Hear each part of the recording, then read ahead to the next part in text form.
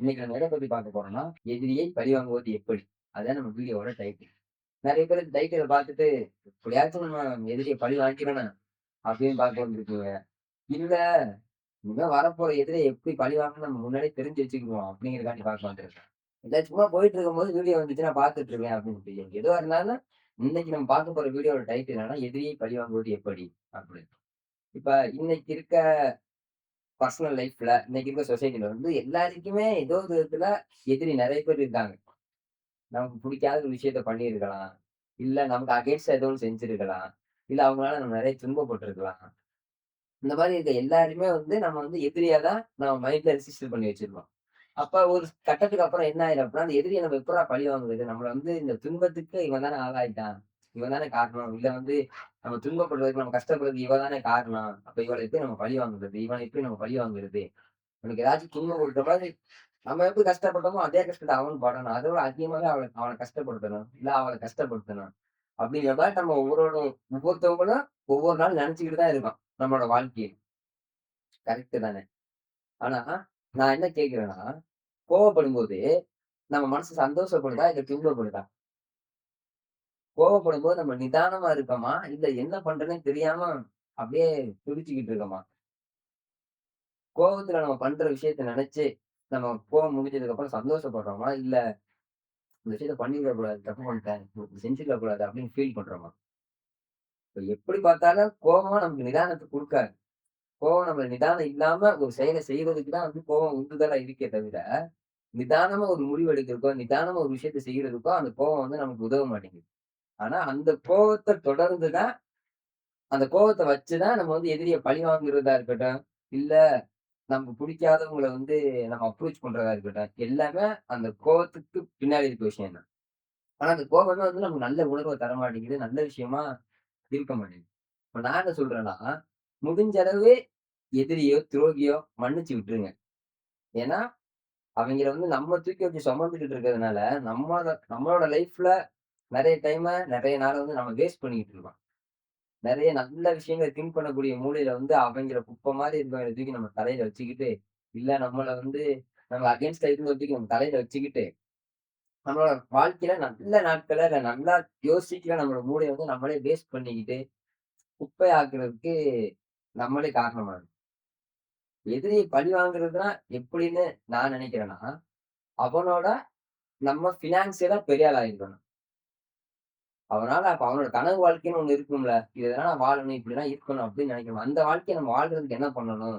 அப்படிங்கிறத நம்ம கவனம் செலுத்தணுமே தவிர, அவன எப்படி சண்டை போடலாம், அவன எப்படி அடிக்கலாம், அவன் மண்டைய உடைக்கலாம், இல்ல வெட்டலாம் அப்படிங்கிறது நம்ம நினைக்கக்கூடாது.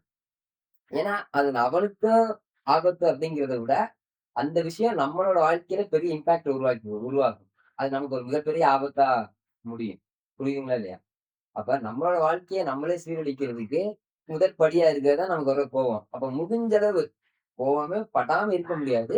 அட்லீஸ்ட் முடிஞ்ச அளவு எந்த அளவுக்கு குறைக்க முடியுமோ கோவத்த எந்த அளவுக்கு கொஞ்சம் அப்படியே கூலா காமா இருக்க முடியுமோ, அந்த அளவுக்கு வந்து நம்ம வந்து இருக்கணும். அப்பதான் நம்ம மூளை வந்து நல்ல விதமா நல்ல விஷயங்கள சிந்திக்கும், நல்ல விதமான முடிவுகளை எடுக்கும். நம்மளோட வாழ்க்கைய அடுத்த கட்டத்துக்கு நகர்த்தி கொண்டு போகும். அப்ப எதிரிய பழிவாங்கணும் அப்படிங்கிற எண்ணத்த உங்க மனசுல இருந்து தூக்கி போட்டுட்டு, அவனோட நான் எப்படி பெரிய ஆள் ஆகணும்? இல்ல என்னைய அவள விட நான் எப்படி பெரிய ஆள் ஆகணும்? எப்படி பணம் சம்பாதிக்கணும்? இப்ப பினான்சியலா எப்படி அவனோட ஸ்ட்ராங்கான பெர்சனா மாறணும்? இல்ல மெட்டீரியலிஸ்டிக்கா எப்படி நான் நெறைய பொருட்கள் வாங்குறது? அதுக்கு இப்ப நெறைய பொருட்கள் வாங்கணும், நெறைய கார் வாங்கணும், நெறைய பைக் வாங்கணும், நெறைய பங்களா வாங்கணும் அப்படின்னா நம்ம வந்து நெறைய பணம் சம்பாதிக்கணும். சரிதான். அப்ப நெறைய பணம் சம்பாதிக்கிறதுக்கு என்ன பண்ணணும்? இந்த மாரி விஷயங்கள வந்து நம்ம மூளை சிந்திக்கணும். அதுக்கேத்த மாரி கரெக்ட்டா செயல்படணும் அப்படின்னா, நம்ம மூளையில இருக்க குப்பையான விஷயங்கள்லாம் தூக்கி வெளியில வீசணும். அப்பதான் நம்ம மூளை வந்து ஃப்ரீயா இருக்கும். நெறைய விஷயங்கள சிந்திக்கும். நமக்கு ஏத்த மாரி அது செயல்படும். நம்ம மூளையில போய் தேவையில்லாத விஷயங்கள தேவையில்லாத ஒருத்தன தூக்கிட்டு போய் தேவையில்லாத ஒருத்திய தூக்கி நம்ம தலையில வச்சுக்கிட்டு, இல்ல இவன வந்து நம்ம பழி வாங்கியே ஆகணும். இவன் இப்படி பண்ணிட்டான். இந்த புள்ள இப்படி பண்ணிட்டான். இத நம்ம செஞ்சே ஆகணும். அது பண்ணியே ஆகணும். இவன் வந்து விசுவாசமே இல்ல. இவன் வந்து ஒரு நாணயமே இல்லாதவனா இருக்கான். நம்ம எவ்வளவோ நெனச்சோம். இப்படிலாம் பண்ணியிருக்காய்ங்க. அப்படி இப்படின்னு நம்ம ரிலேட்டிவா இருக்கட்டும், நம்ம சுத்தி இருக்க நம்ம ஃப்ரெண்ட் சர்க்கிளா இருக்கட்டும், இல்ல அந்த சொசைட்டியா இருக்கட்டும், எல்லாத்துலயுமே நெறைய குப்பையான மனிதர்கள் ஊருப்பட்ட பேர் இருக்காங்க. புரியுதுங்களா இல்லையா? அப்ப அந்த குப்பையான மனிதர்கள தூக்கி நம்ம தலையில வச்சுக்கிட்டோம் அப்டின்னா, நம்ம மூளையும் குப்பையாவே மாறிரும். இப்ப குப்பையா இருக்க மூளையில வந்து நல்ல விஷயங்கள சிந்திக்கிறதுக்கான அந்த ஸ்பேஸ் வந்து ரொம்ப கம்மியா தான் இருக்கும். அப்புறம் எப்படி நல்ல விஷயங்கள சிந்திக்கும், நல்ல விஷயத்த பண்ணும், நம்மளோட லைஃப் எப்படி நல்ல விதமா மூவ் ஆகும். அப்ப நம்மளோட லைஃப் வந்து நல்ல விதமா மூவ் ஆகணும், நல்ல விஷயத்த நம்ம மூளை வந்து சிந்திக்கணும், கரெக்ட்டான பாதையில போகணும் அப்டின்னா, அந்த குப்பையான விஷயங்கள நம்ம மைண்ட்ல இருந்து தூக்கி வெளியில வீசிட்டு, அப்படியே ஃப்ரீயா, காமா நம்ம வந்து மூவ் பண்ணும்போது தான் நம்மளோட லைஃப் வந்து சந்தோஷமா இருக்கும். நெக்ஸ்ட் நம்ம என்ன பண்ணலாம் அப்படிங்கிறது ஒரு கிளியர் பிளான் வந்து நமக்கு கிடைக்கும். அந்த கிளியர் பிளான், கிளியர் விஷன் இல்லாம தான் வந்து நம்ம நெறைய டைம் நல்ல ஒரு ஆப்பர்ச்சுனிட்டியா, நல்ல ஒரு விஷயத்த வந்து நம்ம மிஸ் பண்ணிட்டு, ஃபீல் பண்ணிக்கிட்டு இருக்கோம். அப்ப நம்ம எதையுமே மிஸ் பண்ணக்கூடாது. எந்த விஷயத்தையும் நம்ம அதிகமா ஃபீல் பண்ணக்கூடாது அப்படின்னா, நம்மோட மைண்ட ஃப்ரீயா வச்சுக்கணும். எந்த முட்டாள்தனமான மனிதர்களையும் தூக்கி நம்ம தலைக்குள்ள வச்சுக்கிட்டு, அவங்கள சுமந்துக்கிட்டே இருக்கக்கூடாது. மன்னிச்சு விட்டுருங்க அவ்வளோதான். போ பொழைச்சு போ. நீ மன்னிச்சு விட்ட. ஆனா, மன்னிச்சு விடுறது வேற, திருப்பி அவங்கள வந்து நம்ம லைஃப்ல சேர்க்கிறது வேற. அப்படி பண்ணக்கூடாது. எதிரிய மன்னிச்சு விட்டுறணும். உனக்காக நான் டைம் ஸ்பெண்ட் பண்றதுக்கு எனக்கு டைம் இல்ல. உன்னைய வந்து கெடுக்கணும். இல்ல உனக்கு வந்து நான் வந்து நீ எனக்கு பண்ண மாரியே உனக்கு பண்ணணும். அப்படின்னு செய்றதுக்கு வந்து எனக்கு வந்து டைம் இல்ல.